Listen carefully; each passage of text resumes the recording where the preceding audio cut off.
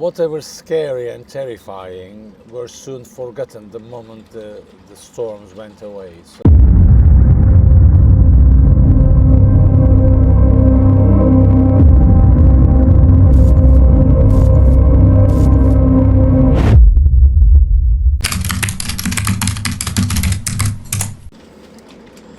So Ertan, we're in Cape Town, and you've had an interesting journey to get this far, but it started from when you made the decision to do the MGR.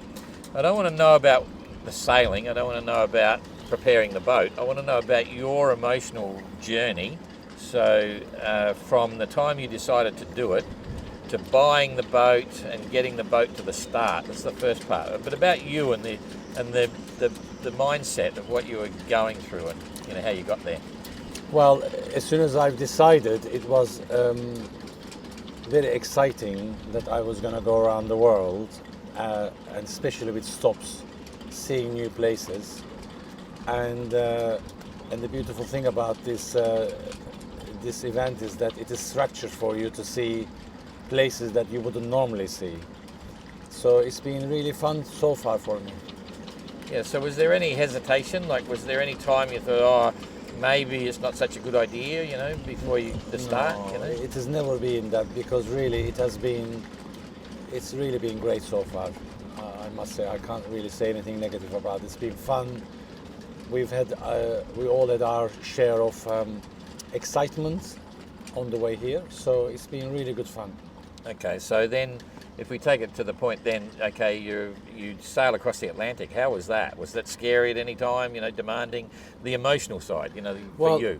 Whatever scary and terrifying were soon forgotten the moment the storms went away. So I don't think I remember any of that. I only remember the good parts of it, because really 95% of the time you are sailing in good weather.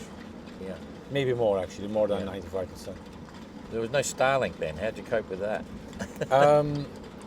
I had Iridium, which means I was able to do WhatsApp, send lots of photographs, conversations.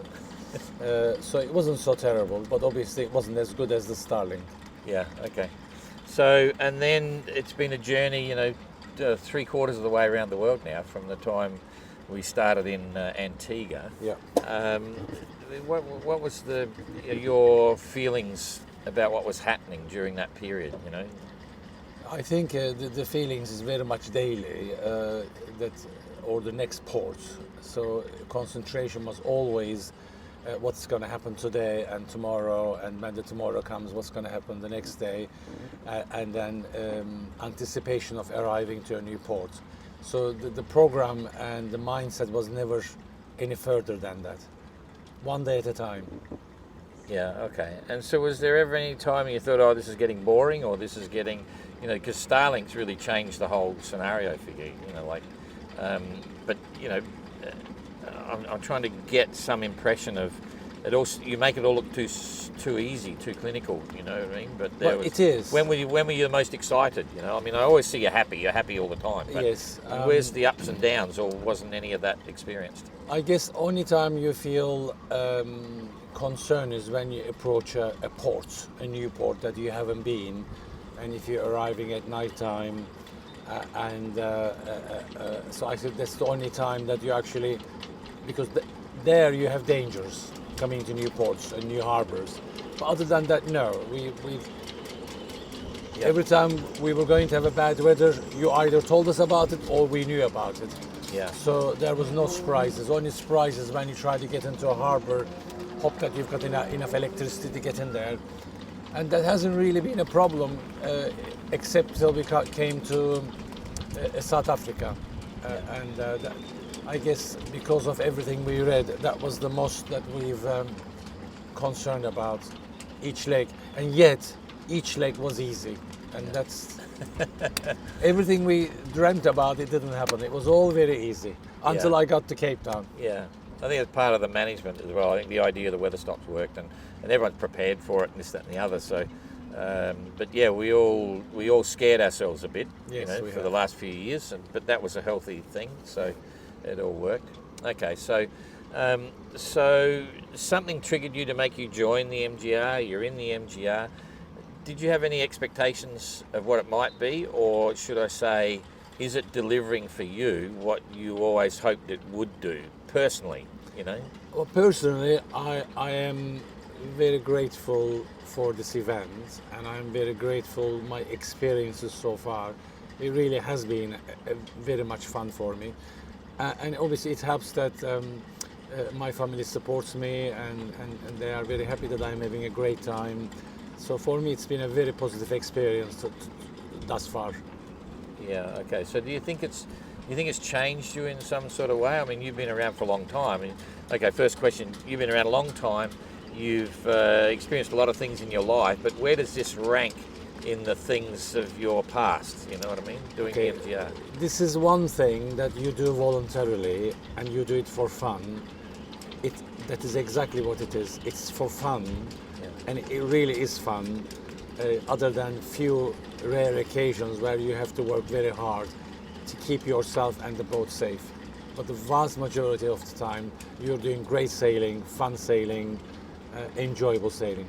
Yeah. Okay. Is it one of the biggest things you've done in your life, or? I don't know really. Okay. I try not to dwell on the past. Yeah. Okay. And do you think it's changed you? Do you think, and if so, in what way? Well, the problem is when you do these events, it becomes addictive, and then I'm already thinking about the next event and the next event and the next event, and I warn anyone who wants to do these things, it will become very addictive, I think. Yeah. So do you feel proud of yourself at times? You know. I think not proud, but satisfied that what I have been expected, I have been able to do. And I haven't let anyone down.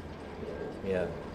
Okay, so so you're on top of the last leg, so to speak. Yeah. 6,000 miles up through the Atlantic. In some ways, it seems like a short trip, but it's not. It's a long way to go still. But is the finish actually starting to figure in your mind? You know, like forget about future expeditions or whatever you're going to do, but just this one. You know. Well, I applied to have the boat shipped from Antigua to Southampton, so that sort of reminds you that you're on the last furlong. But right now, all I have in my mind is to leave Cape Town safely and head towards St. Helena, and really, I am not thinking beyond that at the moment. Yeah, okay. And we had the Christmas party last night, and Mike actually brought up something. No, it was Jeremy brought up about a new name for this film. You know, we're going to do a film of the MGR, and it should be The Voyage of Nutters, you know, which made me laugh. I disagree. It is not. People have this perception that they cannot do it. They can all do it if they wanted to, and they mustn't forget that what we are doing is doable by everybody as long as they wish to do so. Yeah. So, and one word on the boat. I know this is the best boat in the fleet. Yeah. It's Trekker, but how's your relationship? She's a great boat, and she's really served me well, looked after me well. She's been trouble-free. I really have no complaints about her. Yeah, okay. All right. I think that's it. I'm trying to get into your head and get behind you, but you're always too happy.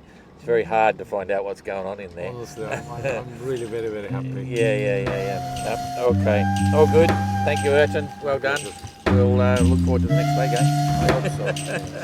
Okay.